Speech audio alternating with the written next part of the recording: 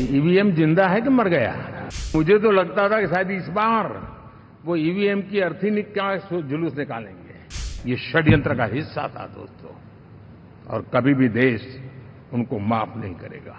मैं दुनिया में ढोल पीट रहा हूं कि हम मदर ऑफ डेमोक्रेसी है, और ये दुनिया में जाकर के बता रहे नहीं नहीं हमारे देश में तो डेमोक्रेसी ऐसा कुछ नहीं कि वो मोदी बैठ गया है, वो एक चाय बेचने वाला यहां पहुंच कैसे गया। जब 4 जून के नतीजे चल रहे थे, मैं तो अपने काम में कुछ व्यस्त था, बाद में फोन आना शुरू हो गए,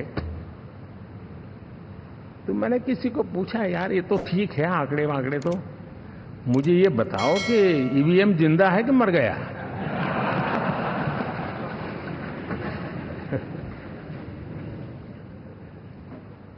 क्योंकि ये लोग तय करके बैठे थे कि भारत के लोकतंत्र और लोकतंत्र की प्रक्रिया के प्रति विश्वास ही लोगों का उठ जाए, और लगातार ईवीएम को गाली देना। और मुझे तो लगता था कि शायद इस बार वो ईवीएम की अर्थी का जुलूस निकालेंगे, लेकिन 4 जून शाम आते आते उनको ताले लग गए, ईवीएम ने उनको चुप कर दिया। ये ताकत है भारत के लोकतंत्र की, ये ताकत है भारत की निष्पक्षता की, ये भारत की ताकत है भारत के चुनावी तंत्र की, चुनाव आयोग की।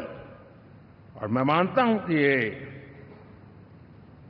आशा करता हूं कि 5 साल तो अब ईवीएम शायद मुझे नहीं सुनाई देगा, लेकिन जब 29 में हम जाएंगे तो फिर से शायद ईवीएम को लेकर के नाचने की शुरुआत करेंगे, क्योंकि इनके सुधरने की संभावना बहुत कम है। आप देखिए, चुनाव के समय मैंने पहली बार देखा, शायद हर तीसरे दिन इलेक्शन कमीशन के काम में रुकावट आए, इसके लिए सुप्रीम कोर्ट के दरवाजे खटखटाए गए, भांति भांति की एप्लीकेशन, और एक ही टोली थी। और लोकतंत्र के प्रति जिनका भरोभार अविश्वास है, ऐसे लोग सुप्रीम कोर्ट का उपयोग करते हुए कैसे रुकावट डाले, इसका निरंतर प्रयास करते रहे। और चुनाव आयोग की ताकत का एक बड़ा हिस्सा अदालतों में, इस पीक आवर्स में, चुनाव के पीक आवर्स में, यानी कितनी निराशा लेकर के ये लोग मैदान में आए थे कि उन्होंने पूरा हमला उसी इंस्टीट्यूट पे लगा दो, ताकि चुनाव के कोई भी परिणाम आए हम दुनिया के सामने भारत को भी बदनाम कर लें। ये षड्यंत्र का हिस्सा था दोस्तों, और कभी भी देश उनको माफ नहीं करेगा। साथियों, इंडी गठबंधन वाले जब ईवीएम का विरोध करते हैं तो मैं सिर्फ एक चुनाव के रूप में नहीं देख रहा। मैं मानता हूं ये लोग मन से पिछली शताब्दी के सोच वाले लोग हैं।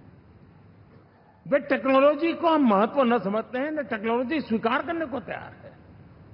और ये सिर्फ ईवीएम में दिखाई दिया ऐसा नहीं, यूपीआई में दिखाया।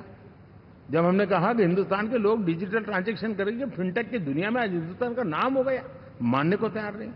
आधार आज देश की एक पहचान बना है। मैं तो देख रहा हूं कि मुझे कई देश कहते हैं कि हमें आधार की पद्धति से आगे बढ़ना है, आप कैसे मदद कर सकते हैं।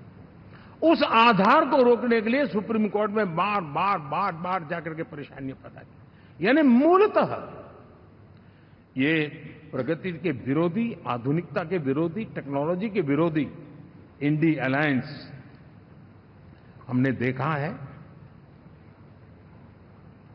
साथियों, इस देश के लिए ये भी चिंता का विषय है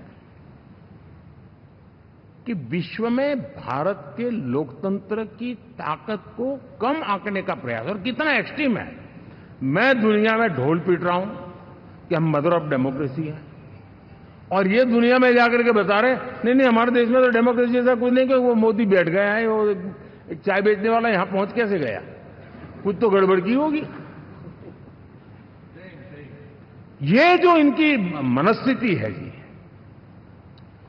भारत के नागरिकों को चुनाव प्रक्रिया के प्रति अविश्वास पैदा करने का जो उनका षड्यंत्र है, मैं मानता हूं कि अब दुनिया भी भारत के लोकतंत्र की विविधता, विशालता, व्यापकता, गहनता, इन सबको भी जानने समझने के लिए आकर्षित होगी।